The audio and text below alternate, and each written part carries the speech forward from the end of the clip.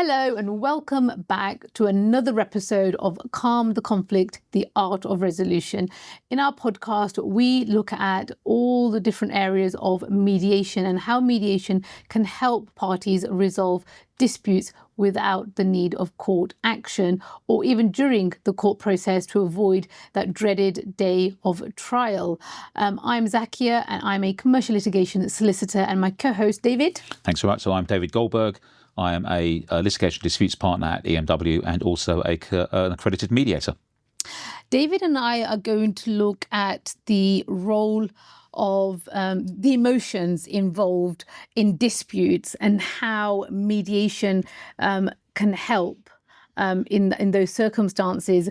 Some disputes can become very personal.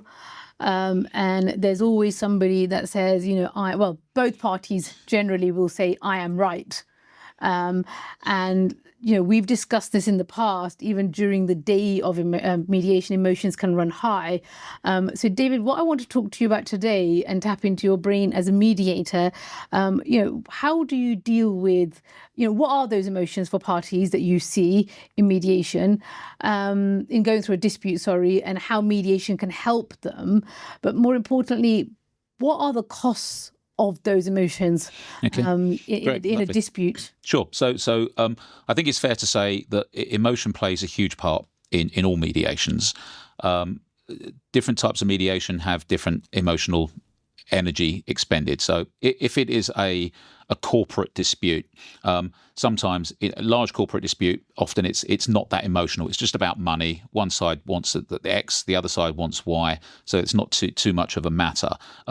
If it becomes more sort of sole traders, partnerships, individuals over debt, the kind of stuff you do, I guess, it becomes more personal because it's their money.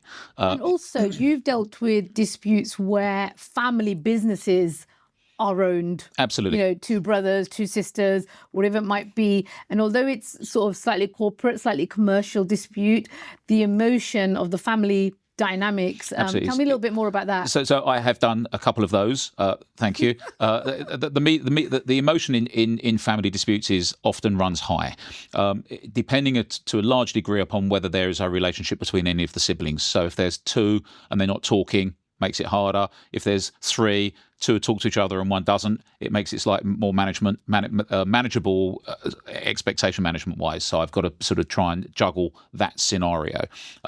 So it is a tricky one, but I will have a conversation with the parties in advance. If we've got if it is clearly going to be a personal dispute, in all mediations I speak to the lawyers in advance anyway, just to find out where we are. But if there is someone who's particularly nervous, particularly anxious, particularly stressed, I'll have a word with them, explain how the process is going to work, and make sure I'm not here to judge. There's no winner, there's no loser. It's not a case of one side scoring points off the other. It's a case of finding a resolution and moving on, because frankly life is too short, as we've discussed in the past. So there is that element of it, but it also comes much more prevalent and I know you've done things, we talked about boundary disputes, which is much more personal, and there are much more emotional attachments to it's my house, I can't park on the front, they've stolen my garden, whatever it is, they keep putting the bins in the wrong place. That's my land and I want my mine. Land. Yeah. I think that's the issue. It's mine, and that does become much more emotional. That makes it the whole mediation process far more emotionally charged, which makes it slightly more tricky to manage. But in terms of much more interesting as well from my perspective. In terms of the mediation is a great tool, though. In my view, this is my personal view. Mediation is a great tool, though, to help parties with that emotional impact, because as we know, having been in the world of litigation, for a number of years, that the going to court hugely stressful. It's hugely stressful. And the lead up to it. So the financial cost, the psychological, when we're talking about personal disputes, that psychological emotions. So tell me a little bit more about how you see mediation helping parties with the emotional impact of a personal dispute, like a boundary dispute. Sure. Okay, so I think the point is there's an emotional investment in, let's work on boundary disputes. I've done a few and I can possibly lace in with some examples. So it is hugely emotional. But if we can use the mediation day to get closure, that's fantastic, isn't it? That's what you want. okay? Because if you don't and you don't handle it on the day, you've got the stress of the ongoing year and a half to get to trial. You've got the stress of dealing with disclosure and the other side saying you've not disclosed whatever it is. You've got preparation and or exchanging of witness statements where you've got to produce your own statement, which is tough, and then sit back and read what your neighbour is saying about you. Then you've got to prep for trial. All of this is just building up the pressure, the emotional stress, okay? Ignoring the costs. We can discuss the costs. I know you've said the costs can be wholly disproportionate. Yeah, because I think that is the mental stress though, because financial worries are one of the biggest worries people have. So going to court isn't something that's taken lightly by any party really. So yeah, I don't really want to. This isn't an episode on costs or anything like that. But that financial, it's a factor. It is a factor because obviously the parties are thinking we need resolution, but it's the cost is a stress. It may be that there's not a huge amount of money. There may be an element of legal expenses insurance, for example, and I've done a few where that does exist, but that will cover up to, let's say, 50,000 quid, whatever it is, okay? And that includes interest, that includes costs, that includes whatever it is that's involved, and that doesn't last very long, especially if both sides are really gunning for it. So the financial costs are significant. Or the financial costs can be a significant contributing factor in the emotional side. Yeah, because it's still weighing on your mind for one party more so than the other, especially like you said, no one really wins. So they're often, that is the case. The difficulty is if you go to trial on a boundary dispute, you've got to assume that someone is going to make a decision. There's going to be a winner. The judge is going to say you're right or you're wrong, and you may lose that. So that's another factor to take into account. So for example, mediations, boundary disputes. I've done one which was in central London, 2 terrace properties in a relatively expensive location with a shared alleyway between the 2 houses, one of those kind of scenarios. One neighbour was concerned that, I think we might have discussed this past, the other one kept putting a bin in the alleyway, so she couldn't take a bike down. It transpired she didn't have a bike, but it was a matter of principle. This is daft litigation. I will say to the party, this is daft. You need to see that it's daft. You need to manage that expectation because a judge is going to say, how does it look? You're going to spend £100,000, £70,000 going to trial over where a bin is because you can't take your bike down there. That doesn't apply anyway. I did a recent one with parking, 2 houses, one on the end of a cul-de-sac, one next to it, and the issue was, he keeps looking into my kitchen through his kitchen. That makes me uncomfortable. He keeps blocking my car in. That makes me uncomfortable.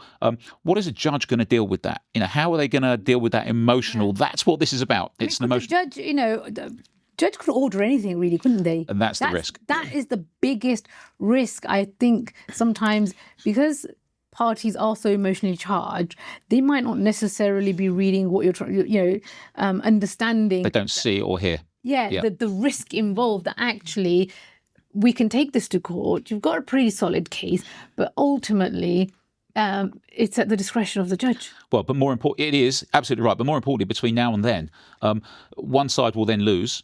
And it's got to be easier if you're going to be living with it. Yeah, it's great if you get the dispute resolved, then sell and move. Yeah. Problem done. Because you can't sell your house if you've got a current boundary. One of them could be, you lose your house, you lose your dignity, you lose money over it anyway.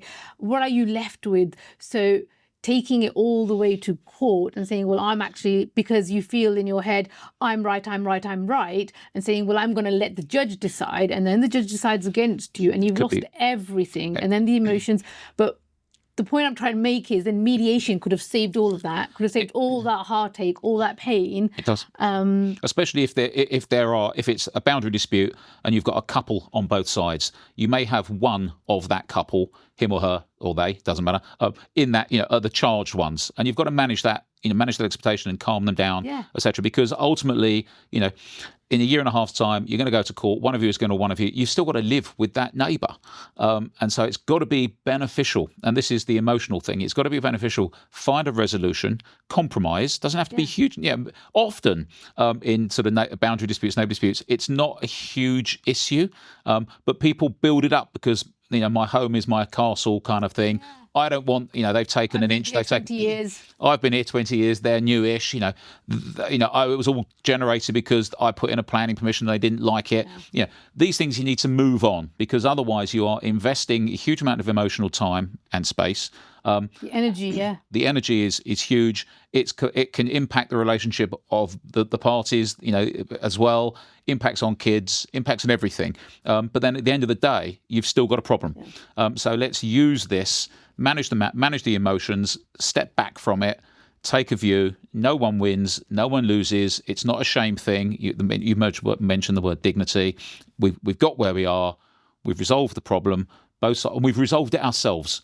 We've both stepped up. We've resolved it ourselves. You're not reliant upon a third-party judge giving a potentially or random decision that you don't like. And that could cost hugely, and you may end up, I think we've discussed this, you may end up with the costs, having to pay costs, and you can't afford to, you've got to sell the house anyway. You've got to sell the house, and then you want to try and appeal it, and then there's a whole nother episode. We're not going to discuss appeals. But the message is that mediation is a really, really good way to try and resolve those disputes, especially those boundary disputes. So, think twice about going to court if someone's got a personal dispute. I think actually, if I had an independent mediator whose role is to be impartial, whose role is to listen to both sides equally, because that's one thing I've noticed is the mediator, yourself, David, you will listen, you will give that airtime, because most people just want airtime.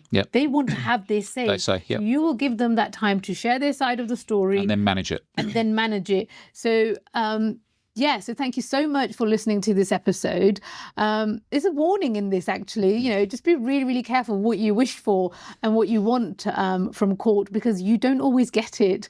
But yeah, David and I will continue with our episodes. If there's anything else you want us to touch on, to talk about mediation, or any particular area of mediation, whether that's boundary disputes, family disputes, we can get guests on to speak about these issues as well, can't we, David? Absolutely.